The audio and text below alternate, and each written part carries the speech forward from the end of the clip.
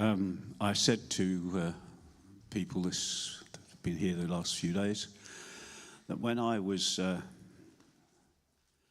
getting ready for the weekend, I felt God say to me, don't take any notes, no notes, and just try and be obedient to the Spirit. So Paul said, when I was with you in weakness and in trembling, and but a demonstration of the Spirit. So I've got boxes of notes at home, boxes of them, and I don't have any today. Adam and I did talk about what we thought we might share, what we might share on them today. And I want to talk to you about a wedding. And it's found in John chapter 2. I don't know how many times I've preached on John chapter 2, but I've got all my, I've got my list. And I sometimes, just the way I am, I listen to a CD or a tape or whatever it is these days. I listen to some talks, and I happened to see this one, which was called The Mystic View of the Bible. And I thought, well, I think I'll listen to that, because it was called The Mystic Bible, Water into Wine. So this is about Thursday morning or whatever, and I thought, well, that would be good. Being honest, at about 4:45 in the morning, I'm absolutely stuffed, because this is what the guy said. You just have to get clear that Jesus did not turn water into wine. Now, with all my notes, that just messes it all up. And what he actually said was, because what Jesus really did was they drank the water that had become wine. They thought it was wine. They felt it was wine. Jesus changed their consciousness. Whoa. Now, some people go, oh, well, he must have been wine. Well, my wife I think she was about 18. She was about 14 when I knew her, but she was about 18, and she had a baby sham. Does anyone remember baby sham? No, I can't remember. You're too old, too young, aren't you? But you can remember baby sham. My wife, about 18, had a baby sham. She said, I don't like it. She never drank again. She said, I don't drink. The thing I got out of that was, if she'd have been in that wedding and drank baby sham or any wine, she wouldn't have enjoyed it. She wouldn't have said, this is great stuff. So perhaps it was true. Or if you don't like Beaujolais or red wine, or you don't like alcohol, you go, oh, this is rubbish.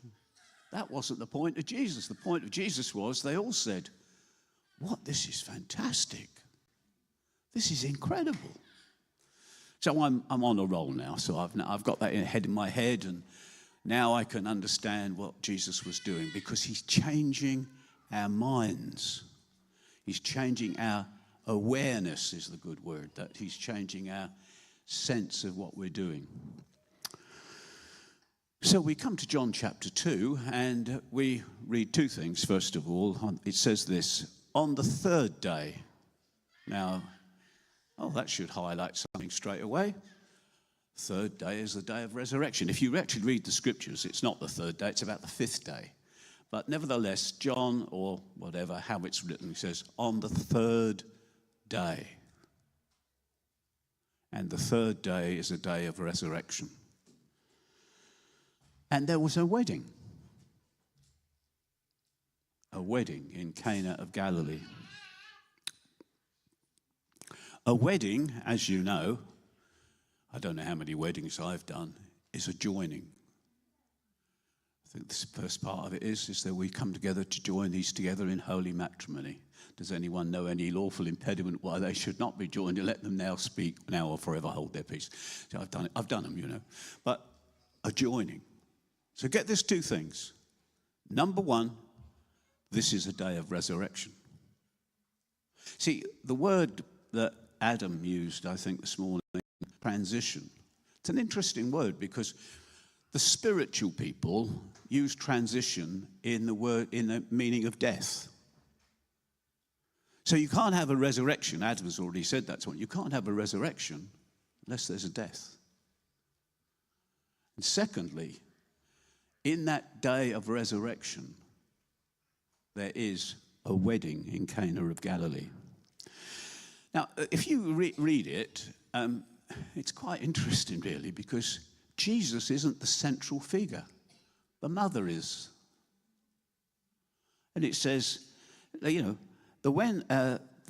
Jesus was invited, also invited. So it says, actually, the mother of Jesus was there. So somehow the mother of Jesus is important. And Jesus happened to be tagging along. That's how it reads to me, anyway. Oh. When we're in a new start, a new thing, God's doing something fresh, and there's new wine, you have to have a mother. What does that mean? Well, if you look at the book of Galatians chapter 4, verse 26. Let me just turn that to you. Galatians 4, 26. Tell me, you who desire to be under the law, do you not listen to the law? For it is written that Abraham had 2 sons, one by a slave woman and one by a free woman. But the son of the slave was born according to the flesh, while the son of the free woman was born through promise. Now this may be interpreted allegorically. Listen to it. This may be interpreted allegorically. These women are 2 covenants. So we're not talking about people, we're talking about 2 covenants. One is from Mount Sinai, bearing children from slavery. That is Hagar. Now, Hagar is Mount Sinai in Arabia. Sorry, I got it wrong. One is from Mount Sinai, bearing children from slavery. She is Hagar. Now, Hagar is Mount Sinai in Arabia. She corresponds to the present Jerusalem, for she is in slavery with her children. Oh. But the Jerusalem above, incredible promise, isn't it? She is our mother. The whole element of that is this, and you can study it afterwards, and not leading you astray, that is this. That it is the tendency of every move of God, move of the Spirit. The danger is, all of a sudden, we slip into legalism. We slip into rule. Faye said it this morning. The pressure is, I've got to do this. That's slavery. No, we're free. No, we're not. We've got some. I know people. I had a worship leader say to me, Derek, I'm really frustrated. I'm on the desk. I'm told what key to pitch it in before they even play it. That is slavery. We might have the best song going, but it's slavery. This is how it is. And we have this tendency built deep inside us. I'm not criticizing it. Deep inside us that in the end, I have to do this, I have to do this. About years ago, when the move of God started, there was a young man called Gerald Coates. Anyone remember Gerald? You're looking at me. Gerald appeared on the scene from a Brethren background and started preaching, and he wrote a book called it's only a little book called Not Under Law. Oh my goodness me, it was like heresy. It was like, wow, because I had been brought up under law for a long time, and you weren't allowed to do this, weren't allowed to do that, now you're not under law, you're under grace. And that's what God is saying to us in these days. Grace. The mother of Jesus was there. So she somehow has a part to play in this. If you go back to it, it says, Jesus said to, the wedding was coming, when the wine ran out, the mother of Jesus said to him, they have no wine. A little while ago, I pray for quite a lot of the churches around our area, and I'm aware that I could go to at least 4 of them and know exactly what they're going to do every Sunday, however charismatic they may be. Every Sunday, welcome everybody, nice to have you, glad you could be with us. Now let's have a time of worship, and then we're going to sing these 1, 2, 3, 4 songs if we can get, or it might, and then send the children out or whatever you're going to do, and then we're going to have a sermon, 40 minutes or whatever, or 25 if you're lucky, and that's it. And this is churches being led by the Spirit, we think. And not only that, some of them are deeply concerned about, is God moving in our church? Is God doing anything? And I say to them, you need to check it out. You could be under law. And when you're under law, you're serving Hagar, and she ain't free. At one point, I have a bit of a reputation, but at one point in our church, I was talking to my daughter. She said, oh, this is my neighbour. She wants to be baptised, but she's really frightened. I said, I understand. I haven't baptised anybody for ages. And she said she'd like to be baptised, but she's really frightened. I said, okay. Well, my wife Irene, when she was baptised, was frightened of water, and I baptised her, just simply because I did. And I said to this woman, I will baptise you. I'll do it. You'll be all right. You'll be fine. And I did, but I also had somebody else, which was a woman who had been really badly abused. And while I'm doing this, I'm going to do a baptism. God said, you're not only going to do a baptism, you're going to do a dipping. What? It says in the Naaman was dipped. And so I said, oh, by the way, I think that, there might be some people here this morning who've got stuff.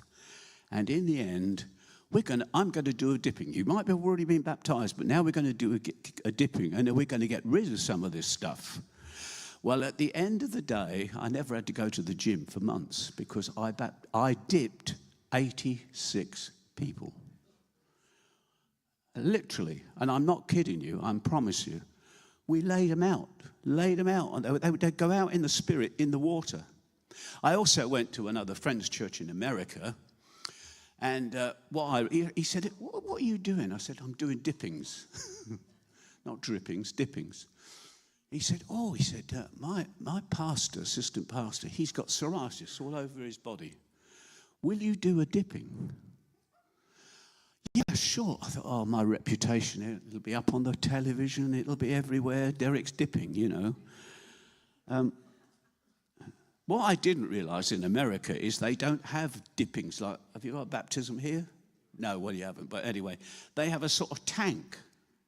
So you don't get in, you have to do that. Now, the phenomena of this, and I'm not kidding you, the phenomena of this time, it went for about 2 months.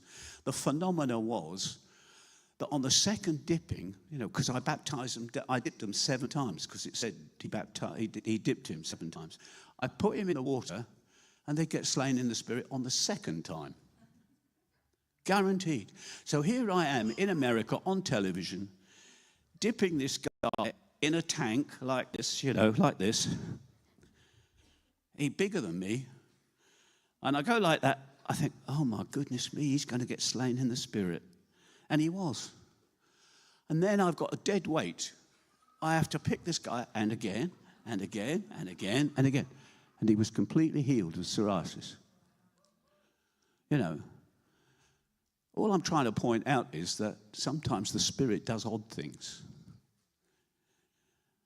And if I hadn't have done that, I don't know what would have happened to some people. Anyway, that's just... So sometimes moves of God run out of wine. And we need to find fresh wine, new wine.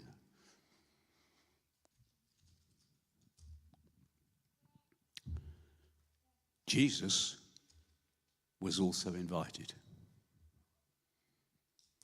And Mum says, Mother, Jesus, they have no wine. And he says to her, what business is that of mine? That doesn't sound very Jesus, does it? What business is that of mine? But she's just tipped something in. I told people, well, I was a funny way I came into ministry. You probably, as you listen to me, you could I understand that. But my mother went to a church. My mother was one of these strong ladies who was a friend of the pastor's, and she'd probably have a word with him sometime or another about what he'd done or what needed to happen in the church. She's about 50 years ago. But it so happened by a remarkable way of things happening that it was in 2 weeks I was the pastor of that church because the pastor had died. I used to drive up there with my MGB GT, my little boy in a carry cart and Irene, and we boom up to the Baptist church at Hayden Park. And then all of a sudden, I'm preaching every Sunday, which I did for 2 years, every Sunday. And my mother, we used to go, we lived about 40 miles away, 35 miles away. And my mother used to say to me, Sunday lunch, Sunday lunch. You remember the roasts? I don't remember them anymore, but anyway, Derek, can I have a word with you? I said, and I remember saying very distinctly to my mother, I'm not your son anymore, I'm your pastor. Now do as you're told. My mother had never done as she was told. But I had to get free of the mother. And somehow in this dynamic, well, can I have a word with you? I'm not too sure about this. Excuse me. We've just got to find some new wine. We've got to find how to get some wine. So, what does this have to do with me? My hour has not yet come. That makes sense. But Jesus is... Something's happening, something's stirring, because it's a third day, resurrection, and a marriage. So, mother's not very, she hasn't got her hat on, that's for sure.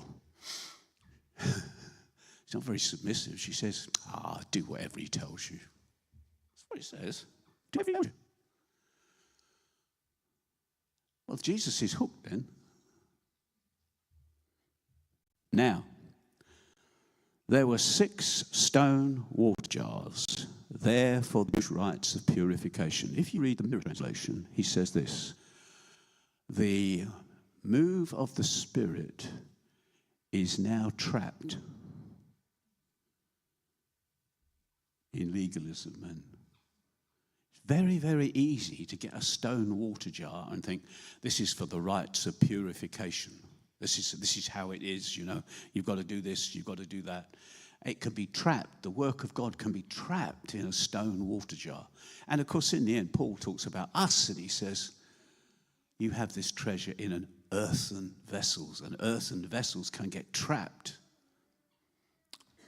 Are you with me? Understand what I'm saying? If not, I can stop there. Now, there were 6 stone water jars, 6 being the number of men, water jars for the Jewish rites of purification, religious mementos, each holding 20 or 30 gallons apiece. Jesus said to the servants, fill the water pots with water.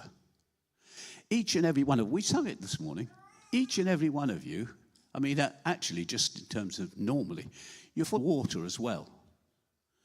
About 57%, I think, of water for ladies and 80, something like 60% for men. You're just water. Did you know that? Just water. And here we are, old clay pots, and now that life needs to be renewed. And the fresh water of life, which comes back to John 4 and the book of Revelation, come to the waters and drink. We can read it. It's the Spirit, the life of God in us. We need to be full of the life of God. Right? And they filled them to the brim. That's the life of God. How many of you know that life takes its toll? Age takes its toll. Pressures take their toll. The world takes its toll. And all of a sudden, the level starts to dip and dip and dip. I went to some football about to go to the pub, and I'm watching a game with my boys, my grandsons and my boys, and I had a busy day, and I said I'll have a Coca-Cola, and I'm sitting on a bar stool. I drank one sip of this Coca-Cola. I fell off I didn't. I passed out. They have to call an ambulance, and I've split my head open, and there's blood all over the marble floor of this hotel. I've really spoiled everybody's football. So when I get into the hospital, I'm there, and actually it's quite interesting, really, because the ambulance driver said to me, "Are you meditating?" I said, "Yes." He said, I'm observing your pulse rate going down. Anyway, then I've cut my head badly, and do you know what it was? Hypertension and, what's the other word? Lack of water. Dehydration. It's true. I had nothing to drink all day, nothing to eat all day, and one little sip of Coke, and I was out. They kept me in hospital for a night, just in case, but I was all right. Sometimes life can sap us. Television can sap us, not because you're watching anything wrong, but just the world just saps us. And sometimes, let's be honest, church can sap you. Because you come to church and they tell you all the things you've got to do when you've already been busy all week. And not only that, but then you've got to do this, and you've got to, oh my goodness me, life. Sometimes, this is why Jesus said, just come to the waters and drink.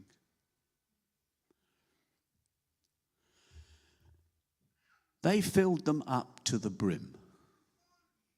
Let me say this, I brought up with, I'm a good boy. No, I wasn't a good boy, but, we do this, and pray this and pray that. And sometimes you're absolutely exhausted. You could just go with a sleep. Faye said, no, it wasn't Faye, it was, where is she? Where is it? Over there. Anne said yesterday she decided that she'd go home and she'd have just a quiet moment of breathing the Spirit. She fell asleep for 3 hours. That's allowed. God just says, you needed that. No, I've got to pray. I've got to seek God. I've got to go through all my notes. Well, she went through her notes and fell asleep, which says a lot about me, doesn't it? Just fell asleep. You needed the 3 hours. Now, he filled them up to the brim. So in the end, just allow the life of God. You said, well, I don't know whether I am alive. Well, is anyone not breathing? Just check. Paul says it very clearly. In him you live, and you move, and you have your being. And sometimes in terms of living and moving, we can be so busy living and moving, we forgot to be being. Does anyone understand that? That you don't know who you are. Doing this, but who am I? And I was saying that God's been taking me through a little journey as to, this is who you are, Derek. But I could lose my identity as this person, whatever I am. And I said that God speaks to me sometimes through. So when I watched, some of you have watched it now, but I watched this film called Churchill the other day. And I haven't watched a film on television for 2 years just because I'm bored. I get bored. And this is what it was. It's a great film. This is what it says. Churchill says, who will I be if I stop fighting? That got me. Who will I be as global apostle, traveled to 27 countries? Who will I be? Well, you'll find out, because you're not traveling to 27 countries anymore. You'll find out. And the joy is, and then I cracked up actually, but Celine Dion, this got to crack me up. She's just done a film called I Am, because you may know she's got stiff body syndrome. Well, she did have. And she allows the cameras to go in everywhere and view her. on the operating table when they're giving her this drip. She goes into a seizure. I mean, I couldn't watch it all. I went downstairs to do my laundry, and my manager of the house, she said, "Are you all right?" I said, "No, I'm absolutely gutted. I've just watched this woman, and she's really..." But did anyone see her at the Olympics? There she was again, singing. But in that film, she said this: "Who will I be if I can't sing anymore?" My goodness me. Who will you be? You know, when you're this age, you say, "Well, this is who I am right now." Great. But who will you be who will you be? Who will you be? Because the you in you doesn't change. Huh? The you in you doesn't change. The actual you, we sung it this morning, Christ in you doesn't change. But what you may do, your life, your retirement, or whatever, may change, but Christ doesn't change. That's your identity. We sang this morning, Christ in me. There's a book called The Mystical I. You say, "Well, who's the I?" The I is Christ. The I is Christ. You say, "Well, I don't know. I thought he was Jesus." No. I, Paul says, have been crucified with Christ. Nevertheless, I live, yet not I, but Christ lives in me. That's our aim. It's not to be a good Christian. I don't care whether you're a good Christian or not. I want to know whether you're an I. That this is Christ in you, that is the hope of glory. So they filled them up to the brim. Fill yourself up with life. Find out what gives you life. You'll be surprised sometimes. It may not be church. It may not be... Well, books feed me up actually quite a bit, but now I'm getting a bit tired of life. I'm a bit tired of books because there are more things to do. But anyway, there are certain things that give you life. Draw some out now and take it to the master of the feast. If I say to you, you sing a song this morning, Christ in me. Well, there come a time this week, Monday, Tuesday, Wednesday, Thursday, Friday, or even when you get home today, draw some out now. Draw some of that life out. Let some of that life flow. Let it go. There's somebody you'll meet. Let that life flow. Don't get so exhausted with life and busyness and the world and the television. I'm not television wrongly, but and the news. I don't even watch the news anyway. It doesn't do me any good at all. I just get an attitude. So in the end, just let life flow. Just let life flow. I'm nearly finished. Am I all right for time still? Okay. I know, but I know it's 25 minutes now in here. I told him a little while ago, my longest talk was 2 hours, 20 minutes. It was good. It was good, but we don't do that anymore, do we? Huh? No. Anyway, here we go. So they took it. I'm giving you something today. Adam will give you something. People come here and talk. That's not for you to sit there and go home and then forget about it. It's for you to be able to draw something out. You might sing a song. And all of a sudden you go, "Oh, I remember that. I remember that." Draw some out now. Draw some out now. I tell this story, but it's really impressed me. Where I live, which is it's not an old retirement home, but it is a retirement home. But anyway, it's not quite. That's a long story, that one. I was talking to my neighbour. My neighbour is a single woman, a widow, 7 children. Both her husbands are dead. And we live in a sort of a corridor. And some time ago, I was driving out in my car, and I said, "Oh, hi, Pam, how are you doing?" She said, "I'm fed up today. I'm going to go and buy some flowers." I found myself, which I'm quite careful in my relationships with women, but I said, "I'll buy you some. I'll buy you some." "Oh, okay." She said, don't you think I'm an old lady, she said, and don't you think that I'm just lonely? I don't need that. I said, no, I'm just going to buy you some flowers. I gave her some flowers that day, and I occasionally do. So she then invites me in for a cup of tea, and we have that. I'm able to tell her who I am and everything else. But then all of a sudden, and this is life. This is not, I've got the 4 spiritual laws and I've got this tract to give you to make sure you find the Lord Jesus Christ as your personal Saviour and you sign the full one. But so this is honestly truth. I've never seen anything like it. She says, where's your wife buried then, Derek? I said, I don't know. She said, what do you mean you don't know? I said, I don't know. Well, what happened then? Well, you have to know me, but when Maureen died, I said, we had a cremation, that was it. Well, where's her ashes scattered? I don't know. What do you mean you don't know? I said, listen to this. I don't believe in death. I don't believe in death. I miss her, but I don't believe in death. I promise you, she's sitting there and she goes, I get it. Her eyes light up. I get it. I'm a spirit and I go to God one day. I said, done. Thank you, Lord. That's life. That's life. Actually, not only that, but just to finish the story, we had a party, 200 people, to celebrate Irene. It was in a golf course. I said to my PA in those days, I said, could you find somewhere where we could do it? Celebration of life. Oh, I'll go for that. Celebration of life. And our friends, and I had 40 people from residents of the flats that I used to live in then. And they said to me afterwards, I promise you, this is what they said. They said, was that like church?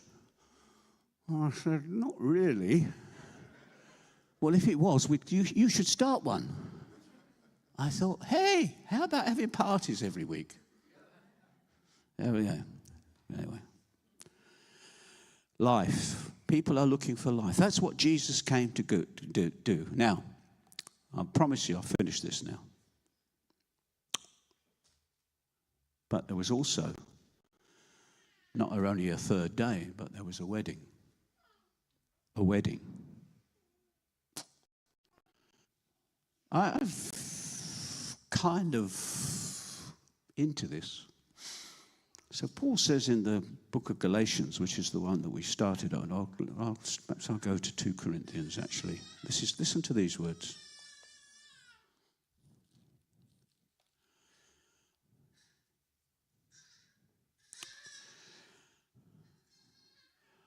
I wish you bear with me in a little foolishness, which you're having to do this morning, okay?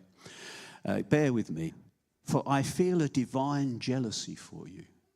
This is the Apostle Paul. This is mega apostle. This is big A. Big A, flying in. Since I betrothed you to one husband, to present you as a pure virgin to Christ. Wow. Are you married or not married? It's irrelevant. It's irrelevant. You are betrothed to Christ. Married to Jesus. Married to Jesus. Invited to the... Don't wait till the end of the book of Revelation. You're already married. Don't wait until the end times of the marriage supper. The marriage supper of the Lamb is already here. The marriage supper of the Lamb has already taken place. You are betrothed. You are one.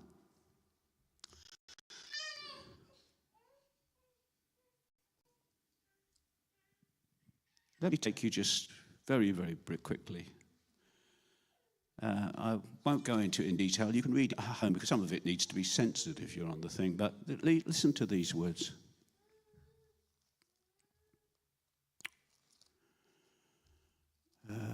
Mark chapter 5. Mark chapter 5. Listen to these words.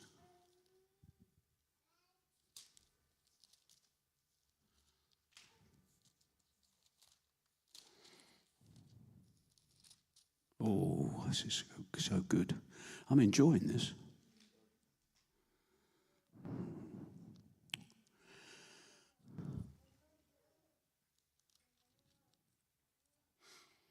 And a great crowd followed him, Mark chapter 5, and thronged about him. And there was a woman who had a discharge of blood for 12 years. 12 being the number of completion. She's on her way out. Her life is draining away from her body. She'd suffered much under many physicians and had spent all that she had. Have you ever come to the place where you go, I haven't got any more. I'm done. We sang it this morning. Spent all that she had. She had heard reports about Jesus, and she came up behind him in the crowd, touched his garment. Listen, for she was saying to herself, which is the same as the prodigal, if I touch the hem of his garment, I'll be whole. I'll experience life again. And she did. And immediately, she said, if I touch the hem of garment, immediately the flow of her blood dried up. She felt in her body that she was healed of her disease. It isn't a charismatic gift healing. It's the life of Jesus. It isn't just if I get this person to pray for me. It's the life of Jesus. Paul says, I am dead, but the life of Jesus is manifested in my mortal flesh. She joined herself. Remember what I'm saying? I started by intro. This is not only new wine, it's a wedding. She joined herself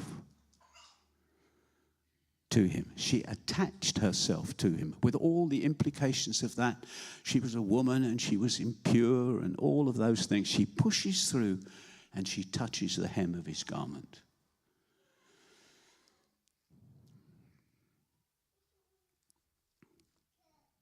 And she was made whole. So let me just finish by saying this. What is the hem of his garment? What is it? Where is it?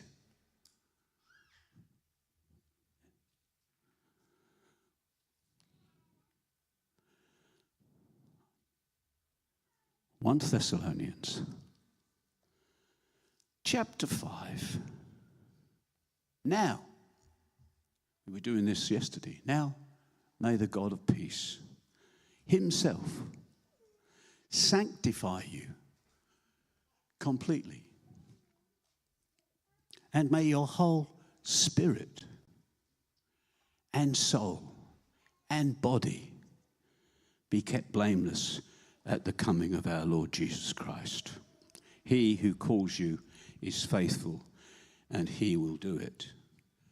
The hem of his garment is already inside you. What you have to do is to go down deep inside. Meet the Christ that you've been singing about. Christ in me, the hope of glory. Go into the Christ and allow the Christ to touch you and his life to heal you. Jesus said, who touched me? I perceive that virtue, life has gone out of me. And I just want to leave this. I've sent this to Adam, so I won't go into it all. But let me just give you a little bit of it.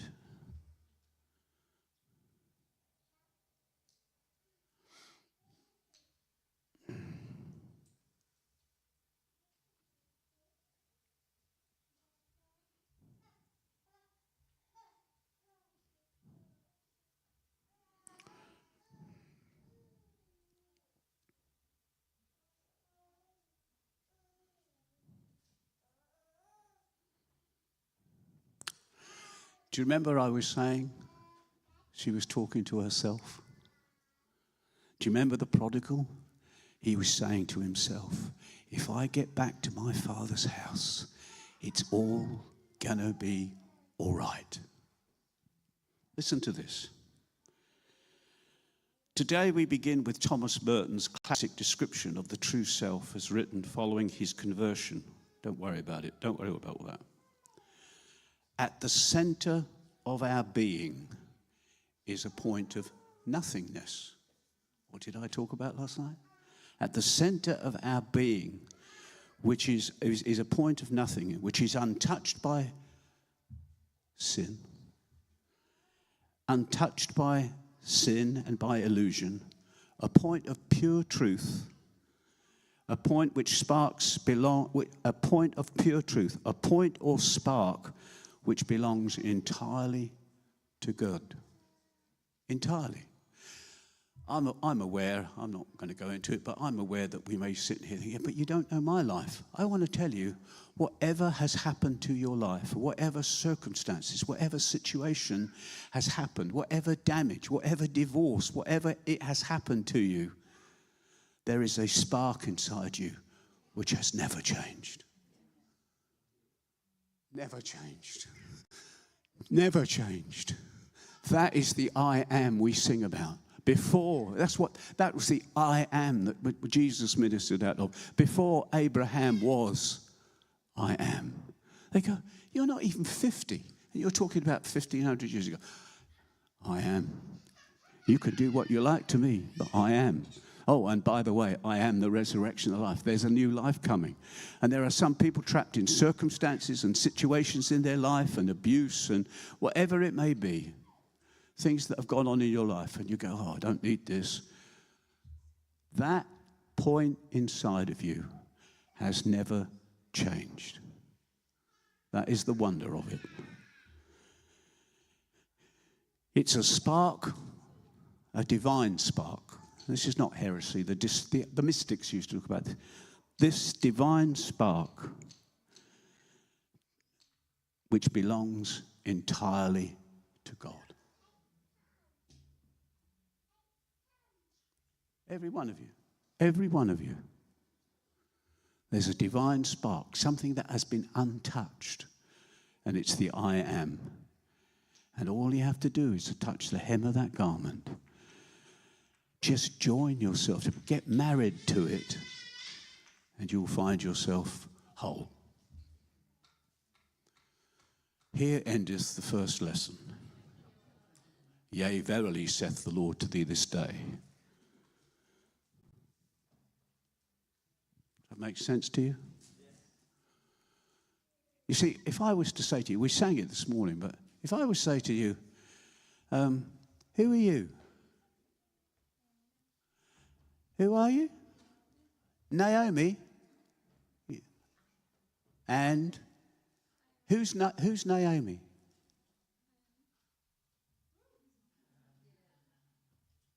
Who's Nigel? I am. Who's Faye? I am. You've only got one surname in the end when you get married. It's I am. In fact, even more so. Could explain it to you. It's I.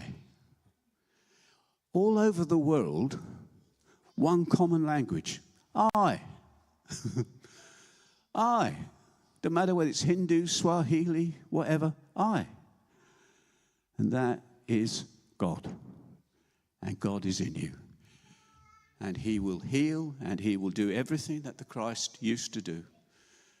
And after whatever number of years and everything else, the Christ heals, delivers, and sets us free.